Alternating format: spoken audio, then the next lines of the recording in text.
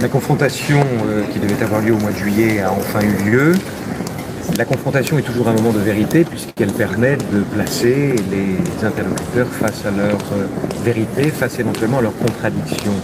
M. Tariq Ramadan a maintenu sa position fermement. Il n'a jamais eu de relation sexuelle avec cette plaignante qui se fait appeler Christelle. Cette confrontation a été l'occasion de demander à cette partie civile de prouver ce qu'elle disait. Des certificats médicaux, il n'y en a pas. Les certificats médicaux qui ont été produits infirment ce qu'elle dit. Des images, des emails, des menaces depuis des années, il n'y en a pas. Ils ont tous été perdus, curieusement. Et puis des contacts avec les renseignements généraux de l'époque, avec le président de la République de l'époque, avec des hommes politiques pour faire interdire M. Ramadan de France. Tout ceci s'évapore. Elle conteste l'avoir dit, elle conteste avoir été en relation avec les renseignements généraux, avec des hommes politiques. Bref, ce qui ressort de cette confrontation, ce sont clairement des affabulations. Il est évident qu'au regard de cette confrontation, et si d'autres éléments, nous allons déposer dès demain une nouvelle demande de mise en liberté, et je ne comprendrai pas qu'elle ne soit pas acceptée, dans la mesure où il a été indiqué au mois de juillet que c'était l'absence de cette confrontation qui s'opposait à sa remise en liberté. Je suis donc confiant, j'ai toujours confiance dans la justice.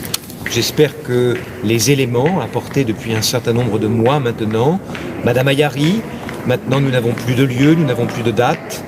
D'ailleurs, pour refuser sa démise en examen, on nous a dit que c'était prématuré, on ne nous a pas dit qu'on avait tort, on nous a dit simplement que c'était prématuré. Il faut le remettre en liberté, il n'y a aucune raison pour qu'il soit maintenu en détention provisoire. Je rappelle que son état de santé s'aggrave, qu'il est maintenant handicapé et qu'il est temps que cela cesse. Est-ce que vous avez pu aborder la question de sa présence, la présence de la plaignante à la conférence que donnait Tariq Ramadan au moment même où elle dit avoir été violée?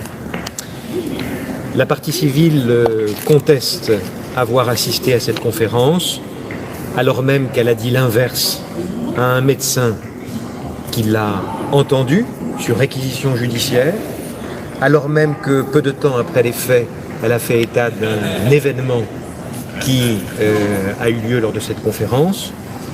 La question de savoir si c'est elle sera réglée par une expertise. Nous avons demandé à ce qu'une expertise soit faite. Pour le moment, nous n'avons toujours pas la réponse. Je m'interroge sur les raisons pour lesquelles, après de si nombreux mois, nous n'avons toujours pas la réponse. Il est temps également que nous ayons les expertises psychologiques et psychiatriques de cette partie civile, tant il apparaît que sa santé mentale interroge et pose nécessairement des questions quant à sa crédibilité. Il faut savoir que le récit qu'elle donne ne manque pas d'interpeller. Elle serait restée plus de 4 heures dans une chambre d'hôtel, en attendant son violeur, partant au petit matin. Tout ceci est totalement incohérent. Elle est même incapable de donner l'adresse du commissariat où elle prétend s'être rendue. Bref, il n'y a que des accusations, des affabulations et aucun élément de preuve pour venir crédibiliser ce qui est totalement impossible à crédibiliser. Comment vous avez fait à l'ouverture de l'instruction en Suisse désormais depuis ce week-end? Écoutez, nous attendions à l'ouverture de cette information pénale qui est somme toute assez logique.